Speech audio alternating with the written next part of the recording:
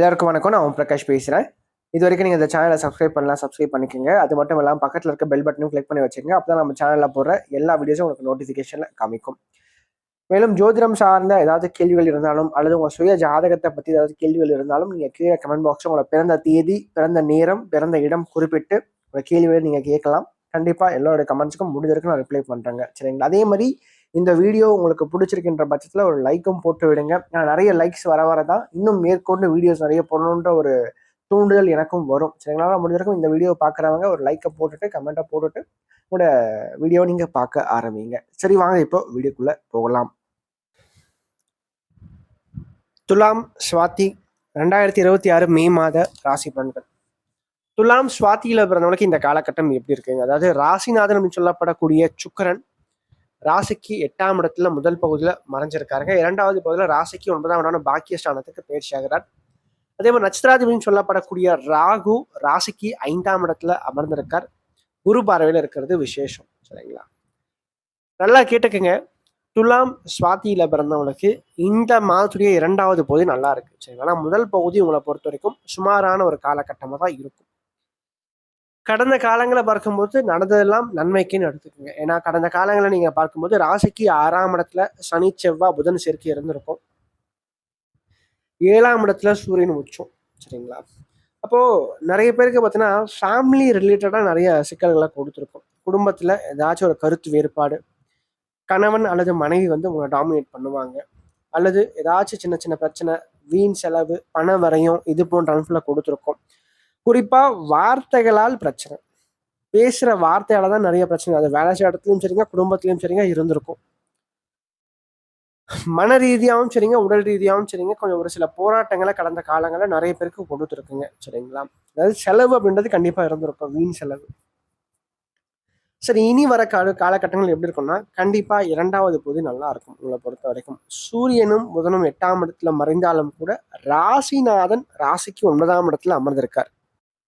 2வது செவ்வாய் மே மாதம் 10ஆம் தேதிக்கு பிறகு ராசிக்கு 7ஆம் இடத்துக்கு அமர போறார். சரிங்களா? 7ஆம் அதிபதி சனியினுடைய பிடியை விட்டு விலகி இப்போ 7ஆம் இடத்துக்கு வராருங்க. சரிங்களா? அப்போ இது நாள் வரைக்கும் நடந்தது வேற. இனிமேல் பாத்தீங்கன்னா மெல்ல மெல்ல குடும்பத்துல ஒற்றுமையும் சந்தோஷமும் அதிகரிக்கும். மனைவி அல்லது கணவன் மூலமாக உங்களுக்கு ஆதாயங்கள் கண்டிப்பாக அதிகரிக்கும். உதவிகள் கண்டிப்பாக கிடைக்கும். அதே மாதிரி திருமணம் சம்பந்தப்பட்ட முயற்சிகள் வெற்றியை கொடுக்கும். நல்ல வாழ்க்கை துணை கிடைப்பாங்க. அதோடு மட்டும் இல்லாம இந்த காலகட்டத்தை பொறுத்த வரைக்கும் ராசிக்கு 9ஆம் இடத்துல சுக்கிரனும் குருவும் சேர்ந்திருக்காங்க. குரு சுக்கிரன் சேர்க்கை 9ஆம் இடத்துல இருக்கிறது தந்தை வழி உறவுகள் அல்லது தந்தை மூலமாக நல்ல ஆதாயங்களை மிகைப்படுத்தி கொடுக்கும். அப்பாவோட சப்போர்ட் கண்டிப்பா உண்டு உங்களை பொறுத்த வரைக்கும். சரிங்களா? அதே மாதிரி 3ஆம் இடம் வலுக்குது. பெயர், புகழ், அந்தஸ்து, கௌரவம் சார்ந்த விஷயங்களை சமுதாயத்துல பெற்றுக் கொடுக்கும். இதனால் வரைக்கும் உடைய வாழ்க்கையில இருந்து வந்த கஷ்டங்கள், கரடு மூடான பாதைகள் தற்போது விலகும். உங்களுக்கானது கண்டிப்பா உங்களுக்கு தாங்க. சரிங்களா? அது யாருமே தூக்கிட்டு போக முடியாது. சரிங்களா? அதனால உங்களுக்குன்னு எழுதப்பட்ட ஒன்று எப்படி இருந்தாலும் இந்த காலகட்டத்தில் உங்களை தேடி கண்டிப்பா வரும். சரிங்களா?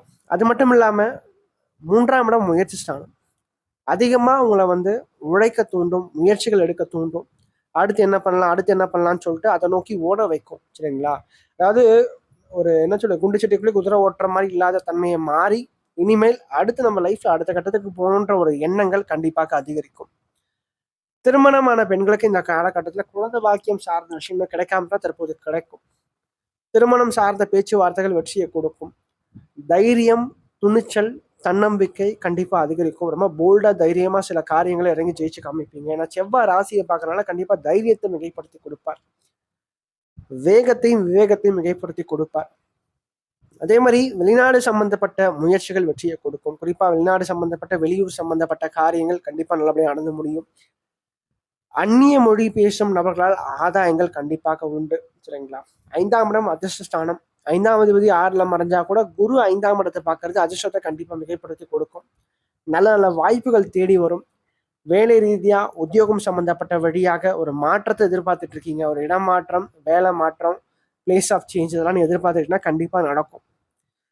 அதே மாதிரி சிறு சிறு பிரயாணங்கள் சம்பந்தப்பட்ட விஷயங்கள், குறிப்பா குடும்பத்தோட தமிழ்நாட்டுக்குள்ளேயோ அல்லது வந்து பாத்தீங்கன்னா வேற்று மாநிலத்துக்கோ நீங்க வந்து போயிட்டு வரதுக்கான சில வாய்ப்புகளும் இந்த காலகட்டம் ஏற்படுத்தி கொடுக்கும். சுற்றுலா மாதிரி போயிட்டு வர்றது.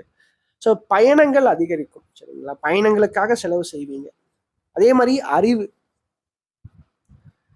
5ஆம் அதிபதி 6ல மறைஞ்சாலும் 5ஆம் இடத்தை குரு பார்க்கறது நல்ல அறிவுத்திறனை கொடுக்கும்.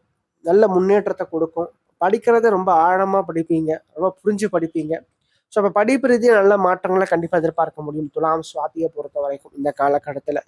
அது மட்டும் இல்லாமல் பாக்கியஸ்தானம் வலுக்கிறதுனால இறை வழிபாடு, கடவுள் நம்பிக்கையில் கண்டிப்பாக உங்களுக்கு ஈர்ப்பு, ஆர்வம் அதிகரிக்கும். கோவில் வழிபாடுகள், நேர்த்திக்கடன்கள் சார்ந்த விஷயங்களை நிறைவேற்றி கொள்ள முடியும். குலதெய்வ அனுகிரகம் உறுதியாக உண்டு. குலதெய்வ வழிபாடு இந்த காலகட்டங்களில் எடுத்துக்கிறது ஒரு மிகையான ஒரு மாற்றத்தையும் ஒரு ஏற்றத்தையும் வாழ்க்கையில கொடுக்கும் உங்களை பொறுத்த வரைக்கும். அதே மாதிரி கூட்டு தொழில் சம்பந்தப்பட்ட விஷயத்தை பொறுத்த கூட்டு தொழில் செய்யறவங்க செய்கின்ற தொழில் லாபம், வருமானம் கண்டிப்பா அதிகரிக்கும். நண்பர்களால் ஆதாயங்கள், நண்பர்களால் ஏற்றம் கண்டிப்பா உண்டு.